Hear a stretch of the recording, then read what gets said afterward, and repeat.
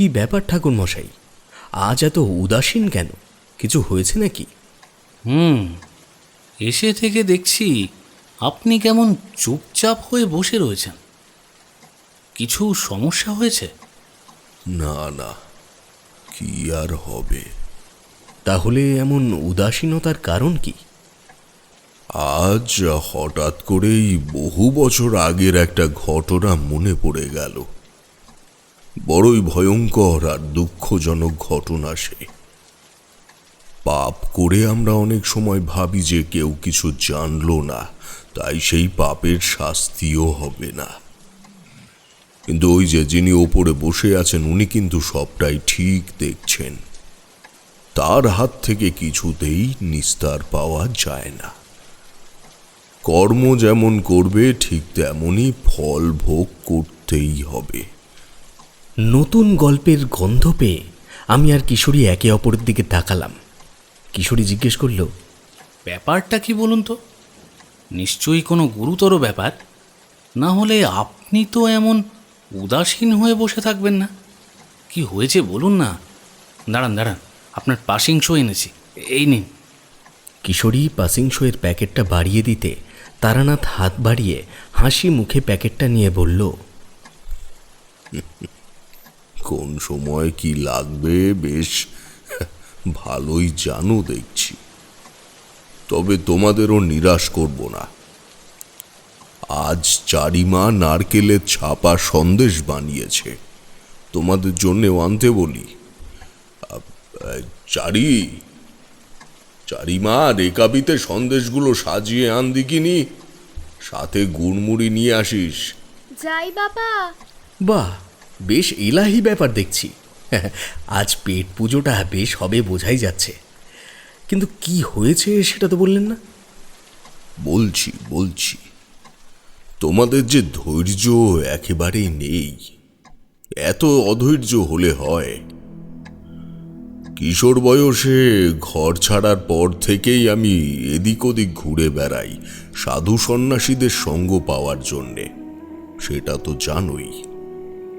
সেই রকমই চৈত্র মাসে আমি গিয়ে পৌঁছেছি কাশীপুর গ্রামে।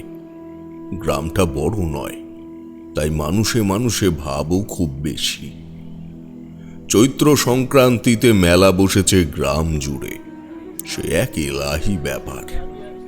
আশেপাশের গ্রাম থেকে কত মানুষ যে মেলা দেখতে এসেছে, তাছাড়া মেলায় কত লোক যে দোকান দিতে এসেছে তার ঠিক নেই। আমিও ঘুরে ঘুরে এসব দেখছি। মাঝে মাঝে 2-4 লোক এসে আমায় প্রণাম করে আশীর্বাদ নিয়ে যাচ্ছে, পরিবর্তে আমাকেও কিছু দিয়ে যাচ্ছে। অত লোকের উল্লাসের মাঝে বেশ ফুরফুরে লাগছিল মনটা। আমি এদিক ওদিক ঘুরে ফিরে একটু বিশ্রাম নেবার জন্য এগিয়ে গিয়ে বসলাম বট গাছের নিচে। বটগাছটার এত ঝুড়ি নেমে এসে পুরো গাছটাকে এমনভাবে জড়িয়ে রেখেছে যে গাছটার আসল দেহ কোনটা সে বোঝার উপায় আর নেই। আমি আমার পুঁটলিটা গাছের তলায় রেখে পা তুলে আরাম করে বসছি, এমন সময় দেখলাম একজন লোক হেঁটে আসছে আমারই দিকে। তাকে আমি চিনি, যার বয়স বাড়েনি বহু কাল ধরে। কোনো এক মন্ত্র বলে একটা বয়সে এসে থমকে দাঁড়িয়েছে সে। আমার কাছে এসে সে হেসে বলল, খুব ক্লান্ত মনে হচ্ছে যে, এই নাও জল খাও। আমার হাতে পেতলের ঘটি ধরিয়ে দিয়ে আমার অবাক হওয়া মুখের দিকে তাকিয়ে বললে, এই সময় আমাকে এখানে আশা করনি নিশ্চয়ই, না করারই কথা। তবে ওনার কথা অমান্য তো করতে পারি না।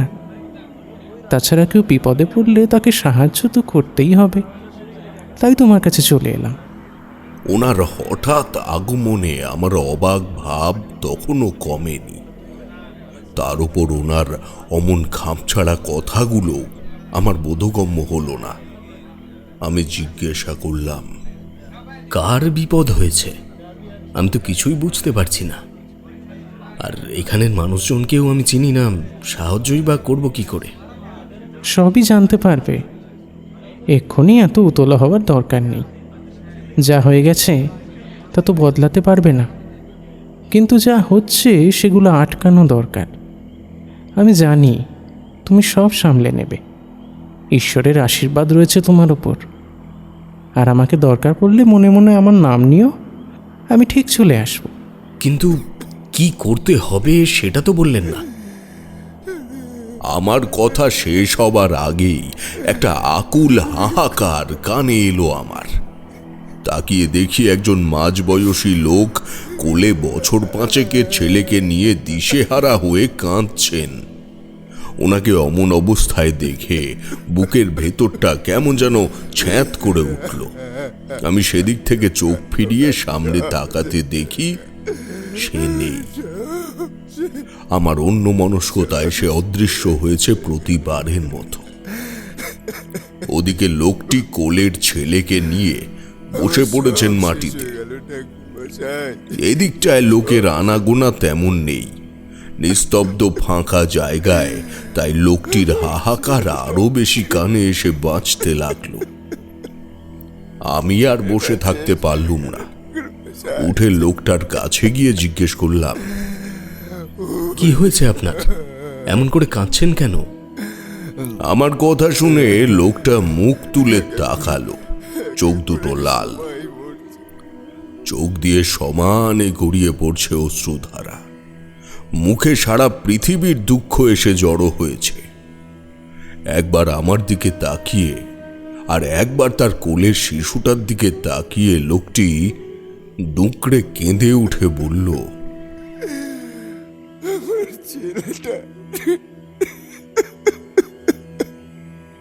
ছেলেটা শেষ হয়ে গেল ঠাকুরমশাই। ওরে মা,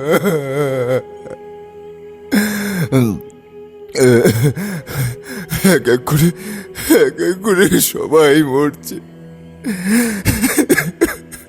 ভেবেছিলাম ছেলেটাকে নিয়ে দূরে কোথাও চলে যাব, কিন্তু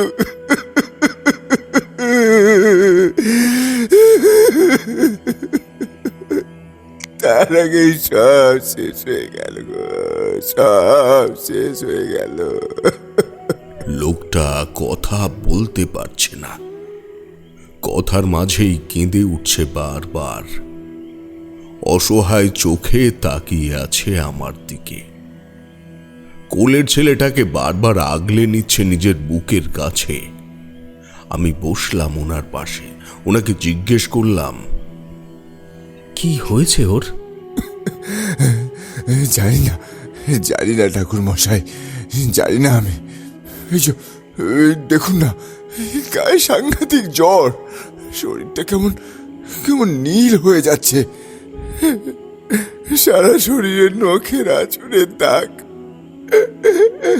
ওর মা একবার খালি চোখের আড়াল করে পুকুরে গিয়েছিল, আর তাকে নিয়ে এইসব। জানি না কি হচ্ছে। গ্রামে একের পর এক মানুষ মরছে ঠাকুর মশাই, একের পর এক মানুষ মরছে। আমার ছেলেটাকে মনে হয় আর বাঁচাতে পারলুম না ঠাকুর মশাই। এই দেখুন না, কত কত আস্তে আস্তে নিঃশ্বাস প্রশ্বাস নিচ্ছে, যেন আর কয়েকটা নিঃশ্বাস প্রশ্বাসের পরেই। হে ভগবান, ছেলেটাকে রক্ষা করো গো, রক্ষা করো, রক্ষা করো। লক্ষ্য করলাম লোকটার পেছনে একটা কালো ছায়া ক্রমশ বড় হচ্ছে। দিনের আলোয় সাধারণত কোনো মানুষ সে ছায়া দেখতে পাবে না। আমি ওনার কোল থেকে ওনার ছেলেকে আমার কোলে তুলে নিয়ে কপালে হাত রাখতে বুঝলাম গা একেবারে পুড়ে যাচ্ছে। শরীরটাও অনেকখানি নীল বর্ণ হয়ে গেছে। এ যে সাধারণ জ্বর নয় বুঝতে বাকি রইল না। আমি আমার গলা থেকে রুদ্রাক্ষের মালাটা খুলে শিশুটার কপালে চেপে ধরে মনে মনে মধুসুন্দরী দেবীকে স্মরণ করতে লাগলাম। হঠাৎ করে বাতাসের দাপট বাড়ল মনে হলো। গরমের মধ্যেও শরীরে কেমন যেন কাঁপুনি বয়ে গেল। বেশ কিছুক্ষণ পর বাচ্চাটার নড়াচড়া অনুভব করে তাকাতে দেখি ছেলেটা চোখ মেলে আমার দিকে তাকিয়ে রয়েছে, আর লোকটি নিজেও চোখ বন্ধ করে করজোড়ে ভগবানের কাছে প্রার্থনা করে চলেছে। আর লোকটির পেছন থেকে সেই কালো ছায়া মূর্তিটাও ততক্ষণে মিলিয়ে গেছে। ছেলেটি আমার কোল থেকে নেমে লোকটির গলা জড়িয়ে ধরে বাবা বাবা করে ডাকছে। হাসলাম সেদিকে তাকিয়ে। লোকটি চোখ খুলে অবিশ্বাস্য দৃষ্টিতে চাইল আমার দিকে, তারপর ছেলেকে বুকে জড়িয়ে নিশ্চুপ হয়ে বসে রইল কিছুক্ষণ। ছেলেকে দেখে রাখবেন এবার, আর আমি একখানা তাবিজ দিচ্ছি, ওটা পরিয়ে রাখবেন। এই ঠাকুরমশাই, আপনার জন্য ছেলেটা আজ আমার প্রাণে বেঁচে গেল। ওর যদি কিছু হয়ে যেত, বাড়ি ফিরে ওর মাকে কি জবাব দিতাম বলুন তো? আপনি ছিলেন বলে আজ ছেলেটা আমার প্রাণে বেঁচে গেল ঠাকুরমশাই। আপনি আমার ভগবান। হ্যাঁ ঠাকুরমশাই, আপনি আমার ভগবান। আপনার উপকার আমি কোনো দিনও ভুলবো না। আপনার জন্যই আমার ছেলেটা আজ নতুন জীবন ফিরে পেয়েছে ঠাকুরমশাই। হ্যাঁ ঠাকুরমশাই, আপনি আমার ভগবান। আপনি যা বলবেন আমি তাই শুনবো, যা বলবেন তাই করবো ঠাকুরমশাই। আপনি মানুষ নন, আপনি দেবতা ঠাকুরমশাই, দেবতা। ওরে খোকা, দেবতাকে প্রণাম কর রে বাবা, দেবতাকে প্রণাম কর। আরে আরে, করছোটা কি? ছাড়ো দেখি। ভগবানের ওপর আস্থা রাখো, দেখবে সব ঠিক হয়ে যাবে। আর এই নাও, তাবিজটা রাখো। বাড়ি ফিরে স্নান করিয়ে ছেলেকে পরিয়ে দিও, লাল সুতোয় বেঁধে। আর সাবধানে থেকো, রাত দুপুরে একা একা বেরিয়েও না কোথাও। পরিস্থিতি ভালো বুঝছি না। আচ্ছা দাঁড়াও দেখি একটু। আমার পুঁটলি হাতরে একটা কাগজে মোড়া লাল সিঁদুর বের করে ওনার হাতে তুলে দিয়ে বললাম, এই তো, এটা রাখো। সদর দরজায় স্বস্তিক এঁকে দেবে, আর পারলে ঘরের চারপাশে সকাল সন্ধে গঙ্গা জল ছিটিয়ে দেবে। আর ছেলেকে চোখে চোখে রাখবে কিন্তু। হ্যাঁ ঠাকুরমশাই, আপনি যা বলবেন আমি সব করবো, সব করে রাখবো। কিন্তু আমার বড় ভয় করছে জানেন। এই গ্রামে যা কিছু ঘটে চলেছে সেগুলো বড়ই ভয়ানক ঠাকুরমশাই। আপনাকে কি করে বোঝাই আর কি বলি। কি হয়েছে ঠিক করে বলো তো। তবে আমি যা বুঝছি, বিপদ বড়ই ভয়ঙ্কর। যে কালো ছায়া একটু একটু করে গাঢ় হচ্ছে, সেও কিন্তু ভালো কথা নয়। আমার কথা শেষ হবার আগেই লোকটির কোলে থাকা ছেলেটি কেঁদে উঠল। নিজের অজ্ঞতায় লজ্জা পেলাম। ছোট্ট শিশুটার কথা ভুলেই গিয়েছিলাম আমি। লোকটি নিজের ছেলেকে বুকের মাঝে জড়িয়ে নিয়ে বলল, কি হচ্ছে খোকা? এই তো আমি আছি বাবা, কোনো চিন্তা নেই, আমি আছি। এক্ষুনি সব ঠিক হয়ে যাবে, এক্ষুনি তোকে তোর মায়ের কাছে নিয়ে যাব। হ্যাঁ রে খোকা, একটু দাঁড়া। হ্যাঁ ঠাকুরমশাই, বলি কি, আপনি আমার সাথে আমার বাড়ি যাবেন? আসলে বড় ভয় করছে, মানে এই যা হয়ে গেল, তারপর ছেলেটাকে ফিরে পেলাম। আপনি গেলে আর কি একটু মনে বল পাই। আর সত্যি গ্রামে এক কালো ছায়া পড়েছে, সে সব শেষ করে দেবে মনে হচ্ছে। তার চোখ যে আমার ছেলের উপরে পড়েছে ঠাকুরমশাই। আজ ছেলেটা মরতে বেঁচেছে। আপনি ছিলেন বলেই ছেলেটাকে আজ বাড়ি ফিরিয়ে নিয়ে যেতে পারছি।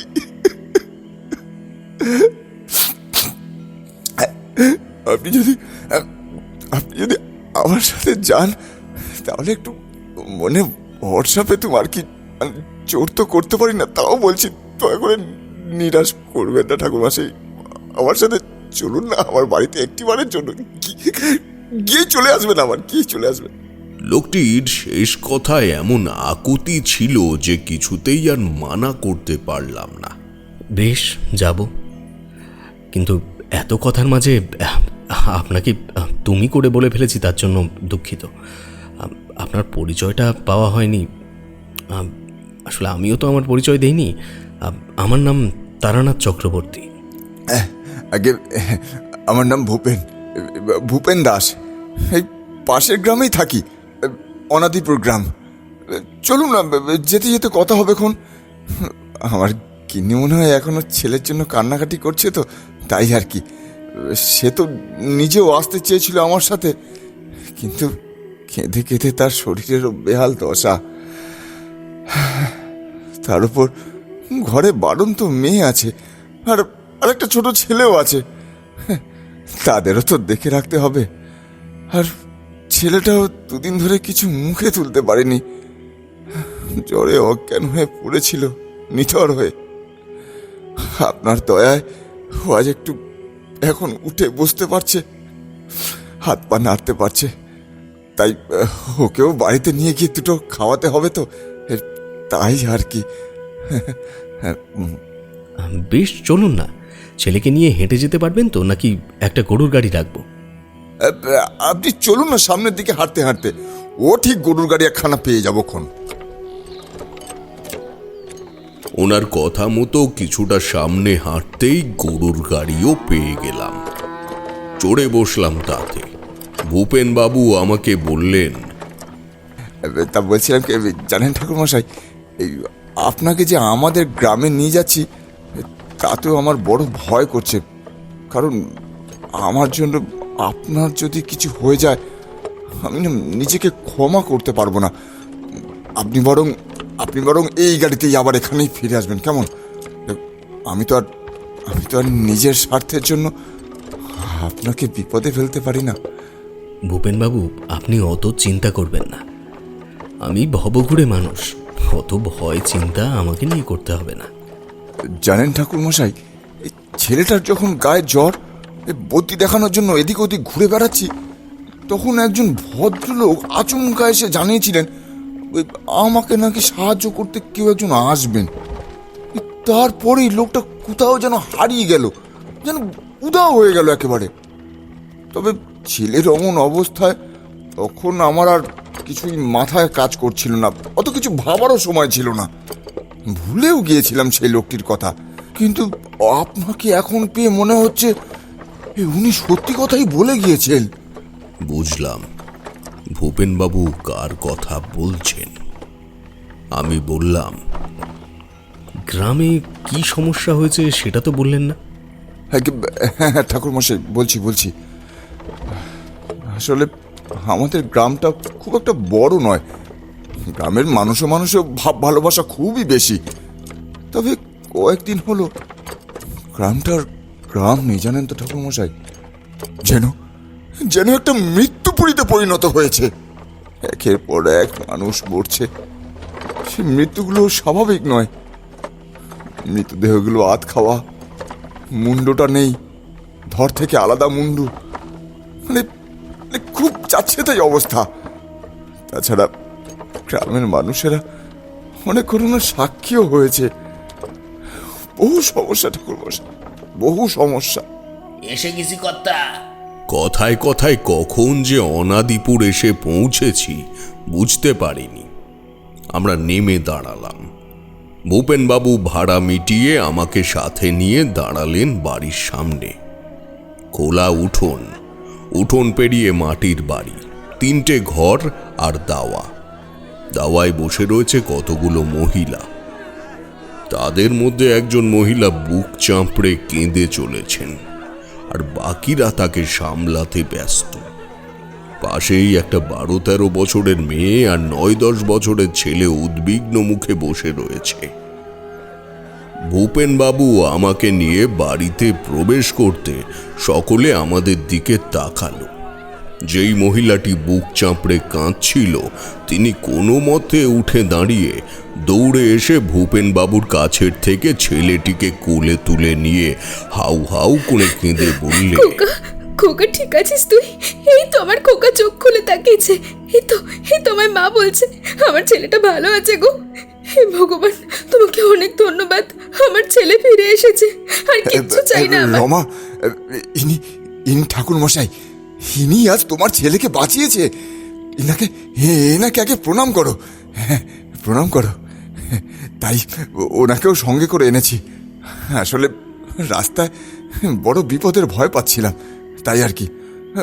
আচ্ছা, তুমি ওনার হাত মুখ ধোয়ার জন্য একটু জল এনে দাও দেখি।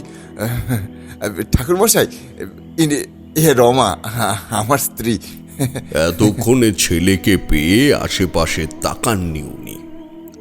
ভূপেনবাবুর কথায় আমার দিকে তাকালেন উনি। তারপর ঈষৎ লজ্জা পেয়ে মাথা নিচু করে ক্ষমা চেয়ে প্রণাম করতে এলে আমি রে রে করে উঠে পিছিয়ে গিয়ে বারণ করতে উনি বললেন, বারণ করুন না ঠাকুর মশাই, আপনি ছিলেন বলেই তো ছেলেটা আজ ঘরে ফিরে এসেছে। আমি তো ভেবেছিলাম ওই কালো ছায়া আমার ছেলেটাকে একেবারে শেষ করে দেবে। দুদিন ধরে ছেলেটার জ্ঞান পর্যন্ত ছিল না।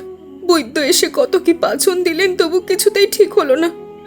ও পচার মা, তুমি ঘটি করে জল আনো, ঠাকুর মশাইয়ের পাটা একটু ধুয়ে দিই। আমি নিষেধ করলুম, কিন্তু আমার কথা অমান্য করে উনি আমায় পা ধুইয়ে দাওয়ায় বসতে দিলেন। তারপর বাতাসা মুড়ি খেতে দিয়ে বললেন, এখন কষ্ট করে এগুলো খেয়ে নিন ঠাকুর মশাই। আসলে ছেলেকে নিয়ে কদিন যা হলো বুঝতেই তো পারছেন। মা, আমি ভবঘুরে মানুষ, আমার কাছে এই অমৃত। জানেন ঠাকুর মশাই, আজ কত মাস হয়ে গেল আমাদের এই গ্রামে কোনো কুটুম আসে না।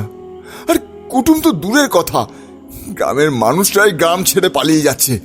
একটার পর একটা যা ঘটনা ঘটছে, তারপরে কি আর মানুষ সব জেনেও মরার জন্য এখানে থাকবে? আপনি বলুন। আমাদের মতো যাদের কোথাও যাওয়ার জায়গা নেই, তারাই এখানে বসে বসে মৃত্যুর প্রহর গুনছি শুধু। কি করব বলুন, আমাদের তো আর অন্য কোনো উপায় নেই। আমি খেতে খেতে এবার কৌতূহলী হয়ে বললাম, আপনি সকাল থেকে বিপদের কথা বলছেন। আমি নিজেও কিছুটা আঁচ করছি, কিন্তু কি সমস্যা সেটা এখনো বলেননি। যদিও অশুভ শক্তির আভাস আমি নিজেও কিছুটা পেয়েছি।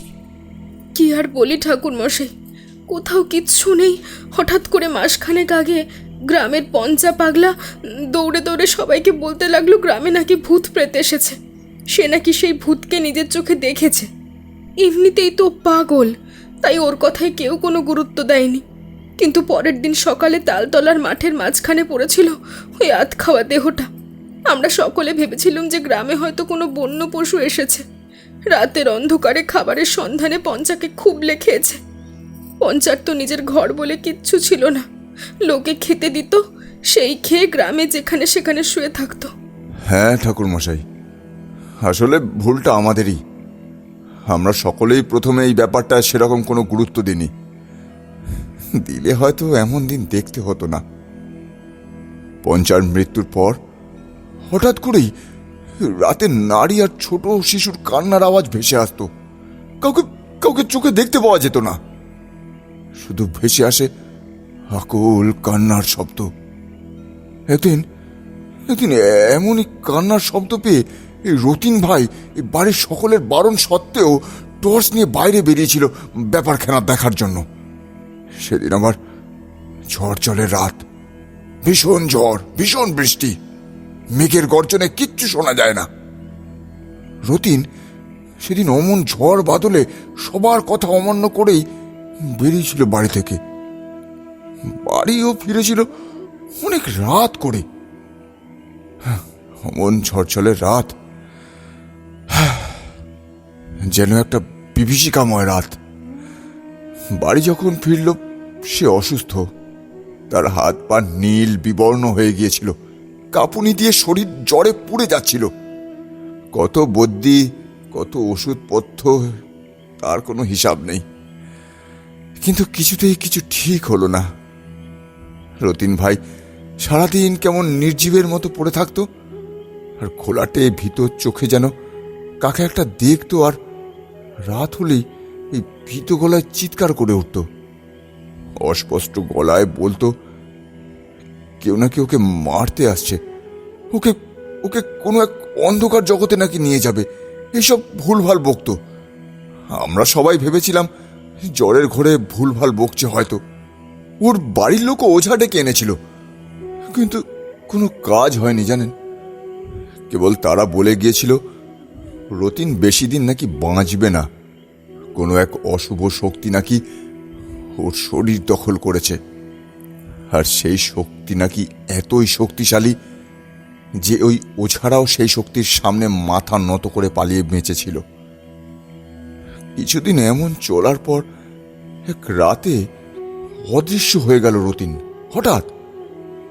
কিন্তু ওর যা শরীরের অবস্থা ছিল তাতে তো ওর একা দাঁড়ানোর মতো ক্ষমতা ছিল না। সেদিন সারা রাত ধরে আমরা সবাই মিলে খুঁজতে বেরিয়েছিলাম ওকে, আর ঠিক তখনই ভেসে এসেছিল হাড়হিম করা একটা নারী কণ্ঠ।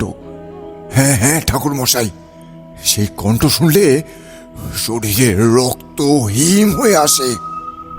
চলে যা তোরা, অন্ধকারে আলো সহ্য হয় না, চলে যা, বিরক্ত করিস না, এক এক করে তোদের সবাইকে শেষ করে দেব। কি ভেবেছিস এত সহজে পার পেয়ে যাবি তোরা? এতটা বলেই এই ভয়ঙ্কর একটা অট্টহাসি হেসে উঠল সেই নারী কণ্ঠ। বিশ্বাস করুন ঠাকুর মশাই, এমন ভয়ঙ্কর কণ্ঠ ছিল যে সেদিন আমাদের সকলের শরীরে ভয়ের রেশ ছড়িয়ে পড়েছিল একেবারে মন থেকে মস্তিষ্ক পর্যন্ত। আর দাঁড়াইনি আমরা কেউই, ভয়ে নিজেদের প্রাণ হাতে করে দৌড়ে যে যার বাড়ির দিকে রওনা দিয়েছিলাম। সেই বিভীষিকাময় রাতের কথা এখনো মনে পড়লে খায় কাটা দিয়ে ওঠে। এই দেখুন ঠাকুর মশাই, আমার গায়েও কেমন কাঁটা দিয়ে উঠেছে। এতটা বলে থামলেন ভূপেন বাবু। আগের কথাগুলো মনে করে ফ্যাকাশে হয়ে গেছে ওনার মুখটা। আমি বললাম, তারপর কি হলো? সেদিন সারা রাত ঘুমোতে পারিনি কেউ, ভয়ে ছেলে মেয়েগুলোকে আঁকড়ে ধরে ভগবানের নাম জপ করেছি শুধু। পরের দিন সকাল হতেই শোরগোল পড়ে গেল। রতিনের দোমড়ানো মোচড়ানো নিথর দেহটা পড়েছিল পুকুর পাড়ে। ওর মৃতদেহ দেখেই বুঝেছিলাম রতিন মৃত্যুর সময় ঠিক কতটা কষ্ট পেয়েছিল।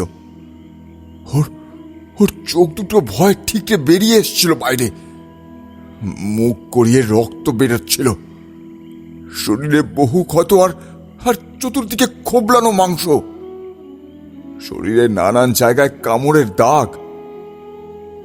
এরপর থেকে এক এক করে শুরু হলো নানান ভয়ঙ্কর ঘটনা। কখনো কখনো রাতের অন্ধকারে শোনা যায় আকুল কান্নার শব্দ, আবার কখনো কানে আসে ভয়ঙ্কর সেই অট্টহাসি, আবার কখনো কানে আসে সেই নারীর আকুল কান্নার শব্দ। এই তো সেদিনই আমাদের হরেন জেলে ভোরের বেলা পাশের গ্রাম থেকে ফিরছিল। সে তখন একটা নারীকে দেখতে পায়। হরেন বলে ওই নারীটার শরীর নাকি সামনের দিকেই ছিল, মানে সামনের দিক করেই হাঁটছিল, কিন্তু হঠাৎ নাকি ওর পায়ের শব্দ পেয়ে নারীটার নিজের শরীর না ঘুরিয়ে শুধুমাত্র মাথাটা একেবারে পিছনের দিকে ঘুরিয়ে দিয়েছিল, আর তার চোখের কুটুরে নাকি মনি ছিল না। আপনি বলুন ঠাকুর মশাই, এরা কি মানুষ কখনো হতে পারে?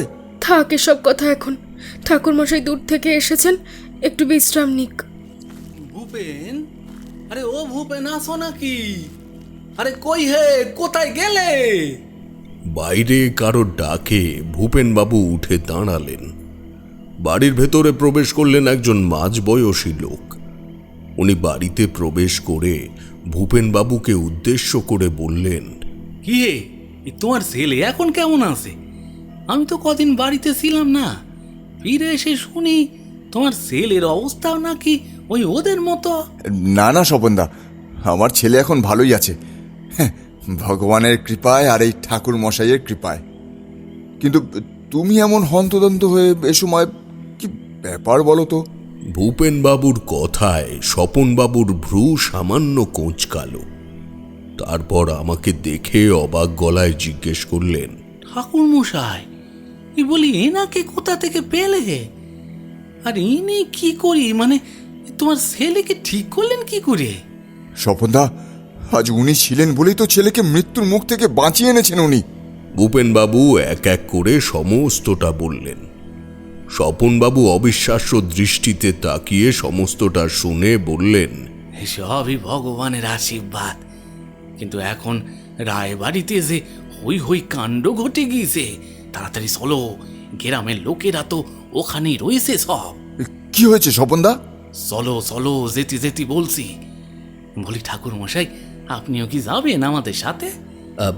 হ্যাঁ চলুন না, কিন্তু আমি গেলে সমস্যা হবে না তো?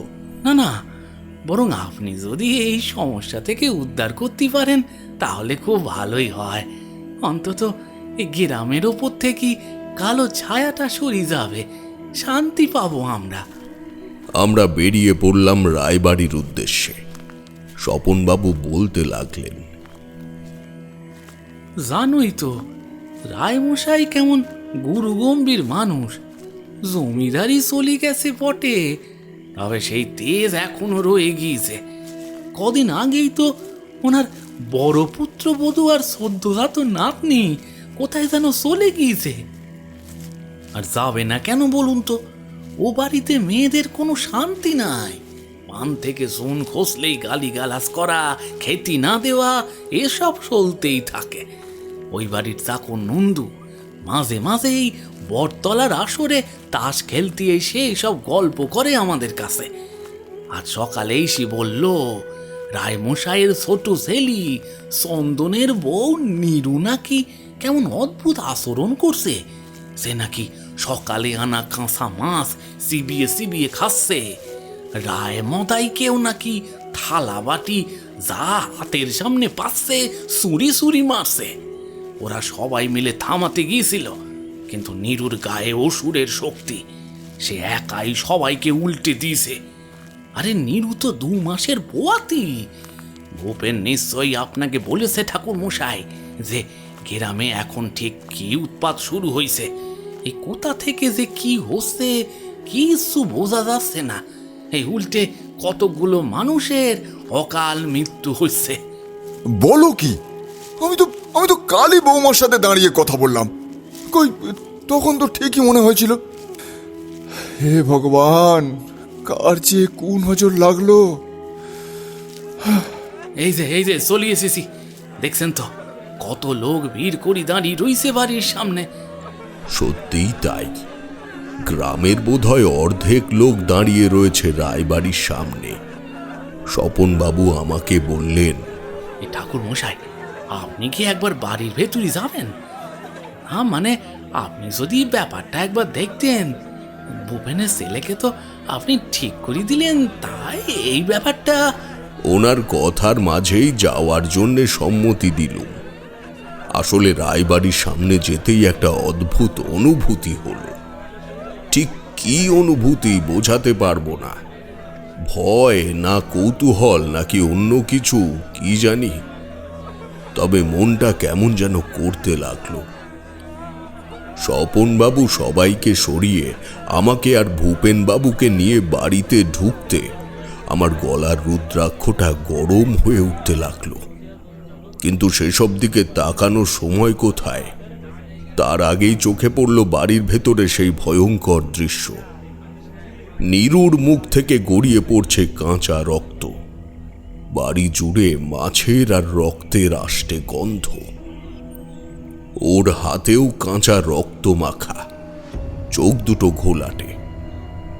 হাতের কাছে যা পাচ্ছে তাই ছুঁড়ে মারছে সামনের মানুষের দিকে। সকলে তাকে থামানোর চেষ্টা করছে বটে, তবে তার সামনে কেউই টিকতে পারছে না। আমার ভয় হলো, অজানা আশঙ্কায় মনটা ভীত হলো। তাই ঈশ্বরের নাম করে এগিয়ে গেলাম নিরুর দিকে। বাড়ির সকলে অচেনা একজন মানুষকে দেখে অবাক হলো বটে, কিন্তু কেউ কিছু বলল না। কেবল দেখতে লাগলো এরপর ঠিক কি হয় সেটা দেখার অপেক্ষা করছে সকলে। আমায় এগিয়ে আসতে দেখে নিরু স্থির হয়ে তাকালো আমার দিকে। তারপর বিভৎস গলায় বলল, কি চাস তুই? কেন এসেছিস এখানে? চলে যা, চলে যা, নাহলে এদের সাথে তুইও মরবি। আমি কিছু বললাম না, শুধু এগিয়ে গিয়ে স্থির হয়ে দাঁড়ালাম নীরুর সামনে। সেও স্থির হিংস্র দৃষ্টিতে তাকিয়ে রয়েছে আমার দিকে। বাকি সকলে তখন ভয়ে তটস্থ। আমি মনে মনে মন্ত্র জপে চলেছি তখন। আমার বুড়ো আঙুল চেপে ধরলাম নীরুর কপালে। সে ছটফট করতে লাগলো। আমায় ঠেলে ফেলে দেবার চেষ্টা করলো বটে, কিন্তু পারল না। আমি এবার আরো জোরে মন্ত্র পাঠ করতে লাগলাম, আর ওদিকে নীরুর ছটফটানিও বাড়ল, কিন্তু পরক্ষণে শান্ত হতে লাগলো নীরু। তারপরেই জ্ঞান হারিয়ে নেতিয়ে পড়ল মাটিতে। আমি তাকালাম সেদিকে। চারপাশের বাতাসটা নিমেষের মধ্যে হালকা হয়ে গেল। আগের সেই গুমোট ভাবটা আর নেই। বুঝলাম সাময়িক সময়ের জন্য বিপদ কেটেছে। নীরুকে অমনভাবে লুটিয়ে পড়তে দেখে চন্দন রায়, তার স্ত্রী সকলে ছুটে গেলেন। ওদিকে রায়মশাই আমার কাছে এসে বিস্মিত গলায় জিজ্ঞেস করলেন, আপনি কে? আপনাকে তো ঠিক করে চিনলাম না। আর বৌমার কি হলো? কি করলেন ওর সাথে? আমি কিছু বলার আগে ভূপেন বাবু বললে, আগে উনি তারানাথ চক্রবর্তী আমার সাথেই এসেছেন। আপনারা তো জানেন যে আমার ছেলেটা দুদিন আগেই মৃত্যুর দুয়ার পর্যন্ত পৌঁছে গিয়েছিল। এই ঠাকুর মশাই প্রাণ বাঁচিয়েছে ওর। তাই স্বপনদাই বললেন ঠাকুর মশাইকে আপনাদের বাড়িতে নিয়ে আসার জন্য।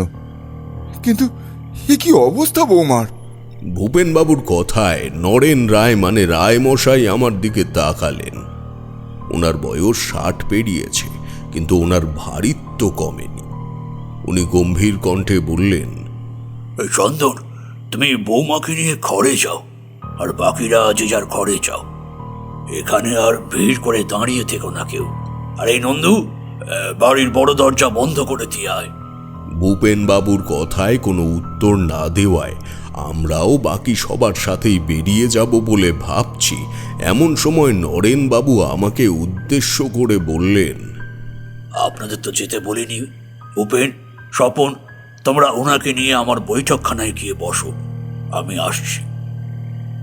রায়মশাই, আপনি এই ফুলটা রাখুন। এটা আপনার বৌমার মাথার কাছে রেখে দিন। বলতে দ্বিধা নেই, আমার অভিজ্ঞতা যা বলে আপনার বাড়ির ওপর যে কালো ছায়া পড়েছে সে সব শেষ করে দেবার জন্যে মেতে উঠেছে।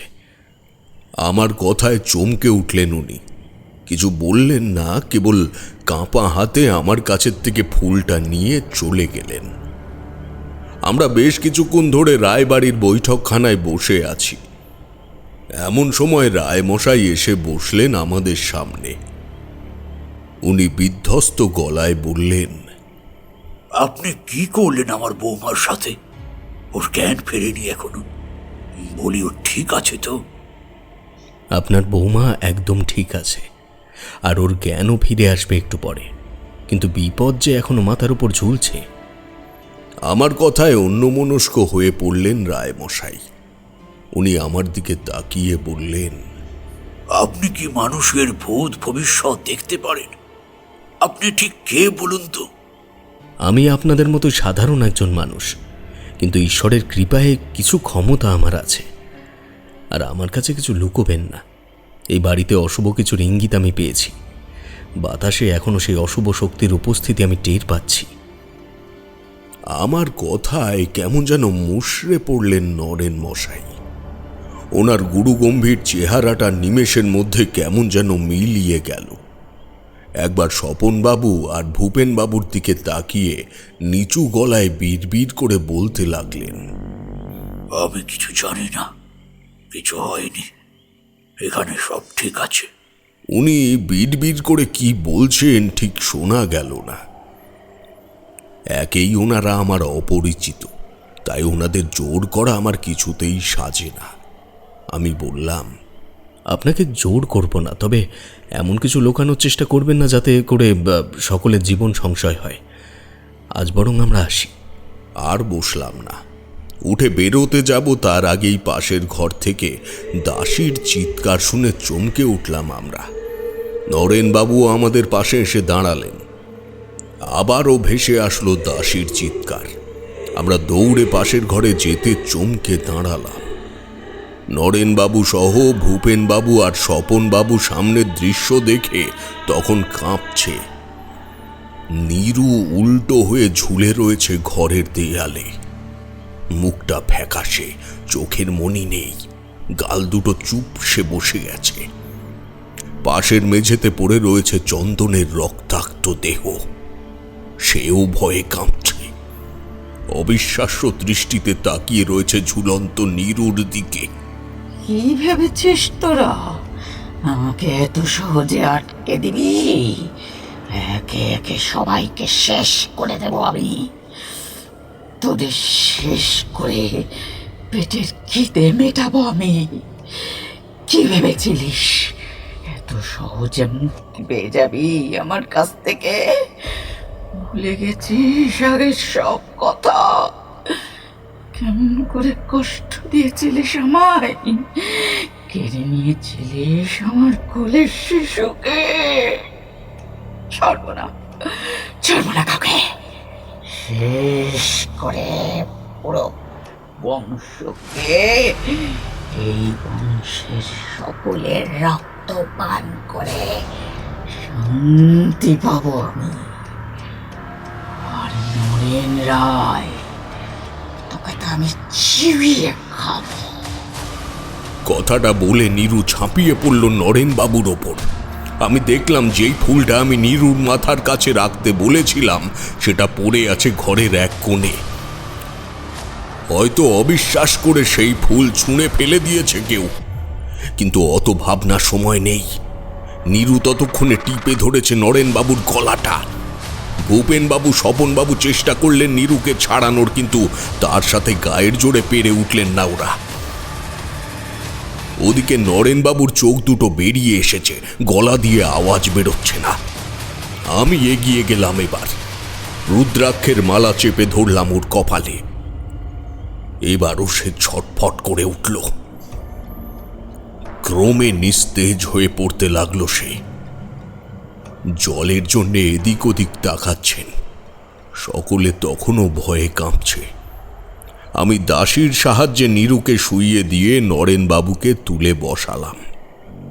ওদিকে চন্দনবাবুর ক্ষতে ওষুধ লাগিয়ে দিয়ে স্বপনবাবু বললেন, এসব কি হচ্ছে ঠাকুর মশাই? আপনি কি কিছু বুঝছেন? ঠাকুর মশাই, আপনি আপনি বৌমাকে ঠিক করে দিতে পারবেন না? পারবেন না ঠাকুর মশাই? আমি নরেন মশাইয়ের দিকে তাকালাম। উনিও বিধ্বস্ত চোখে আমার দিকে তাকিয়ে আছেন। আমি বললাম, নরেনবাবু, আপনি যদি সমস্তটা না বলেন তাহলে কিন্তু আমি কিছুতেই কিছু করতে পারবো না। আমি এতটুকু বলতে পারি, গ্রামে যা ঘটছে তার সূত্রপাত এই বাড়ি থেকেই শুরু।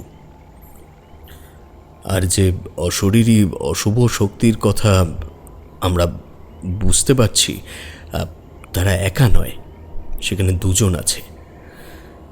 কিন্তু সে অশুভের মধ্যেও কিছু এমন আছে যা সবটাই অশুভ নয়। নরেন মশাই, আর চুপ করে থাকবেন না, বলুন, সবটা বলুন। আপনি যদি না বলেন তাহলে গ্রামের এতগুলো মানুষ বিপদে পড়বে। আমার কথায় কাজ হলো এবার। নরেনবাবু কাঁপা গলায় বলতে শুরু করলেন, পাপ বেশি দিন লুকিয়ে রাখা যায় না। আমি ভেবেছিলাম যা হয়ে গেছে, পাপ বেশি দিন লুকিয়ে রাখা যায় না। আমি ভেবেছিলাম যা হয়ে গেছে সেই নিয়ে আর কেউ কোনো কথা বলবে না। কিন্তু দেখুন, আজ সেই পাপের কথা আপনাদের সামনে না বললে কত মানুষের মৃত্যুর জন্য যে আমি দায়ী থাকবো তার ঠিক নেই। আর আমি চাই না আমার পাপের সাজা আরও বাকি নিরীহ মানুষগুলো পাক। গ্রামে যখন এসব শুরু হয় তখন ভেবেছিলাম এসব সাধারণ কোনো ব্যাপার, কিন্তু যত দিন এগোতে লাগলো, যত বেশি এসব ঘটনা ঘটতে লাগলো, তখন বুঝলাম এই সর্বনাশের বীজ আমি নিজের হাতে পুঁতেছি। আমার সংসারে এখন আমরা 5 জন মানুষ। আমি, আমার স্ত্রী, বড় ছেলে কাঞ্চন, বড় বৌমা ছিল মল্লিকা, ছোট ছেলে চন্দন আর তার স্ত্রী নীরু। বড় বৌমা ছিল বলছি কারণ সে এখন আর বেঁচে নেই। এতটুকু বলে থামলেন উনি। একবার আমাদের সকলের দিকে তাকিয়ে অপরাধীর মতো মুখ নিচু করে আবারও বলতে শুরু করলেন। নিজের পাপের কথা কি করে বলি? আমি যে মানুষ হত্যা করেছি। আমার বাড়ির সকলে জানে আমি মল্লিকাকে তার কন্যা সন্তান সহ তার বাপের বাড়িতে পাঠিয়ে দিয়েছি, আর সেখান থেকেই মল্লিকা কোথাও চলে গেছে। কিন্তু আজ আপনাদের সামনে সত্য স্বীকার করছি, মল্লিকা কোথাও পালিয়ে যায়নি, বরং তাকে তার বাপের বাড়িতে পাঠানোর নাম করে হত্যা করেছি আমি। ওনার এই কথায় ঘরের সকলেই চমকে উঠলাম। তবে উনি সেসব দিকে ভ্রুক্ষেপ করলেন না, বলতে লাগলেন। আমার বংশবৃদ্ধির জন্য আমি সবসময় পুত্র চেয়ে এসেছি। বড় বৌমার যাতে ছেলে হয় সেই জন্য নানান ওঝা তান্ত্রিকের কাছেও গেছি। তারা নানান বিধি নিষেধ দিয়েছিলেন, কিন্তু বড় বৌমা সেসব কিছুই ঠিক করে পালন করেনি। করলে নিশ্চয়ই ঘর আলো করে ছেলে জন্মাতো, কিন্তু সেই ঘরে এলো অলক্ষ্মী। মাথার মধ্যে রক্ত চড়ে গিয়েছিল। আদেশ দিলাম বড় বৌমাকে যেন তার বাবার ঘরে রেখে আসা হয়। সেই মতো পালকি ডেকেই 22 দিনের শিশুর সাথে মল্লিকাকে পাঠানো হলো।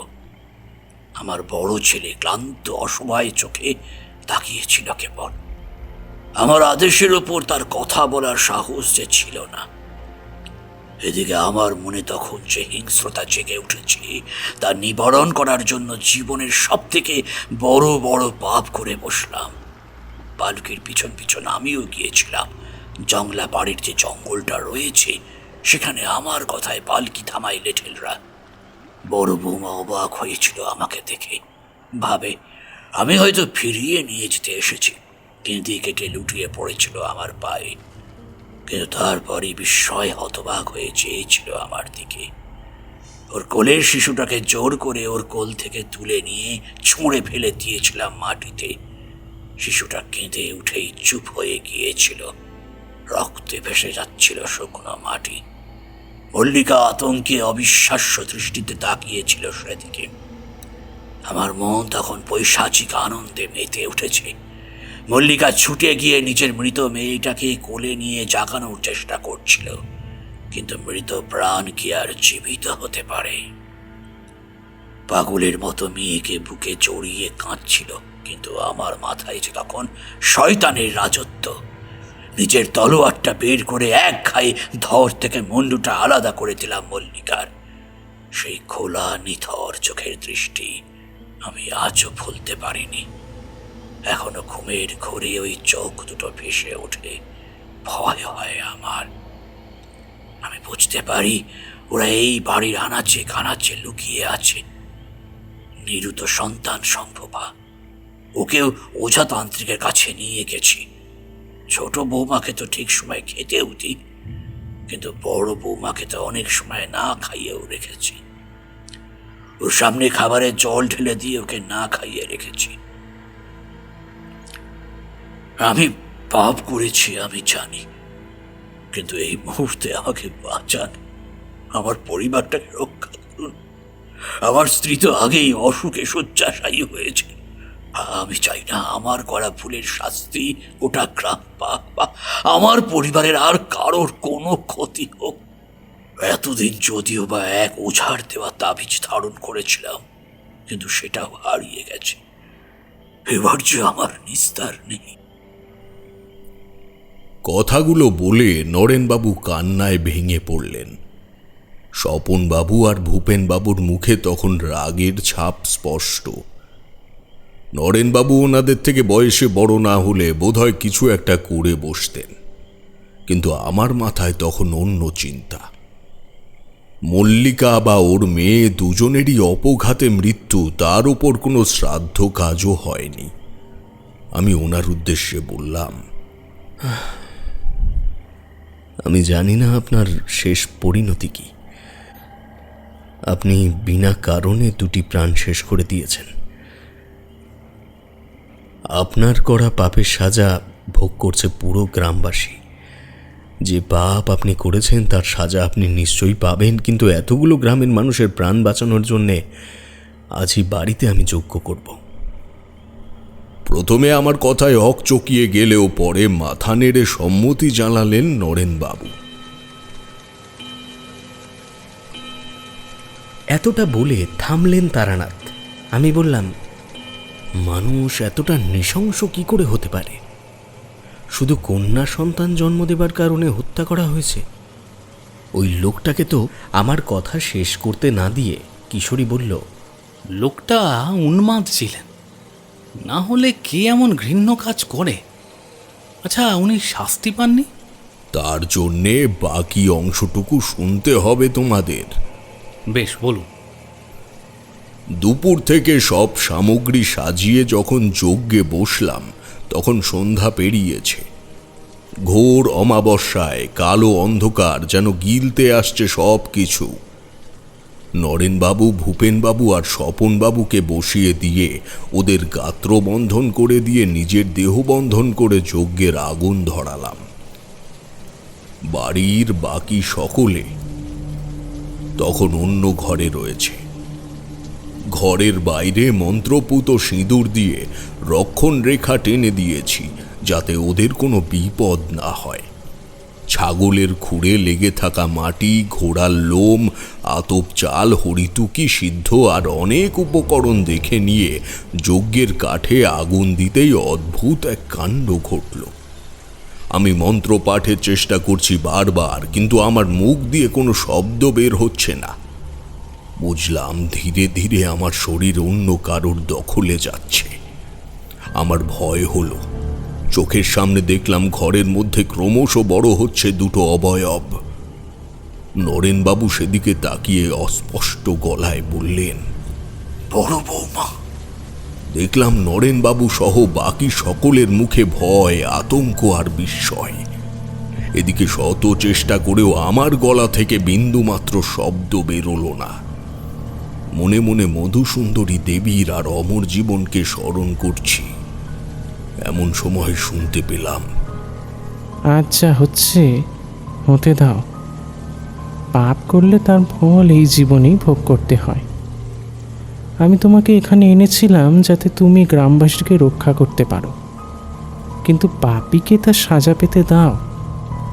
দেবীও তাই চান। এই কারণেই আজ শত ডাকেও প্রকট হবেন না। শুধু এই রুশ যাতে গোটা গ্রামের উপর ছড়িয়ে না পড়ে সেটা দেখা তোমার দায়িত্ব। বুঝলাম আজ রায় পরিবারে আরো একটা মৃত্যু ঘটবে। আমি নির্বাক, নিশ্চল হয়ে দেখলাম এক নারী কোলে ফুটফুটে সন্তানকে নিয়ে হিংস্র দৃষ্টিতে তাকিয়ে আছেন নরেনবাবুর দিকে। নারীটির শরীরে সহস্র আঘাত, ঠোঁটের কোল বেয়ে গড়িয়ে পড়ছে রক্ত। চোখ দুটো রক্তবর্ণ, তাতে মনই নেই। কি ভেবেছিলিস তোরা আর পেয়ে যাবি? দুটো মানুষকে হত্যা করে শান্তিতে থাকবি? কি করেছিল আমার মেয়েটা? ও তো সবে জন্মেছিল, ও তো কিছুই জানতো না, তারপরেও মেরে ফেললি ওকে। এবার তোর পালা, তোর রক্ত মাংস ছিঁড়ে আমি খাবো। এতদিন আমাকে ঢেকে রাখতে অনেক কিছু করেছিস, কিন্তু আর না। নরেনবাবুর দিকে তাকাতে দেখি উনি আর নিজের মধ্যে নেই। কেমন ঘুমন্ত মানুষের মতো আমার টেনে দেওয়া চক্রের বাইরে বেরিয়ে আসছে। আমি বাধা দেবার চেষ্টা করলাম বটে, কিন্তু ভগবান যখন বিচার দেবেন বলে ঠিক করেন, সেখানে আমার কোনো বাধাই টিকবে না। ভূপেনবাবু আর স্বপনবাবু তখন ভয়ে কাঁপছে। নরেনবাবু চক্রের বাইরে পা রাখতেই নারীটি শক্ত হাতে চেপে ধরল নরেনবাবুর গলাটা। নিজের সর্বশক্তি দিয়ে নরেনবাবুর দেহ থেকে ধড়টা আলাদা করে কাঁচা মাংস চিবিয়ে খেতে লাগলো নারীটি।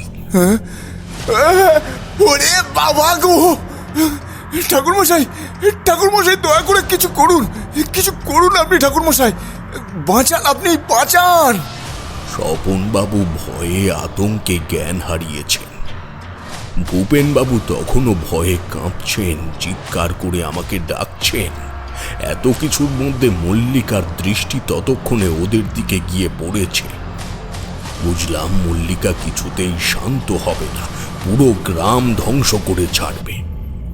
অনুভব করলাম আমার গলার স্বর ফিরে এসেছে, আর দেরি না করে মন্ত্র পাঠ করতে শুরু করলাম। মনে প্রাণে ঈশ্বরকে স্মরণ করতে লাগলাম। একজনের জন্য এতগুলো নিষ্প্রাপ মানুষের প্রাণ আমি কিছুতেই শেষ হতে দিতে পারি না। কিন্তু মল্লিকা এগিয়ে গেছে ভূপেন বাবুর দিকে। ওর সরু লকলকে হাত বাড়িয়ে দিচ্ছে ভূপেন বাবুর দিকে, আর ঠিক তখনই নীলাভ উজ্জ্বল আলোয় ভরে উঠল ঘরখানা। একটা মিষ্টি গন্ধ ছড়িয়ে পড়ল ঘর জুড়ে, আর সেই সঙ্গে ভেসে এলো মল্লিকার আর্তচিৎকার।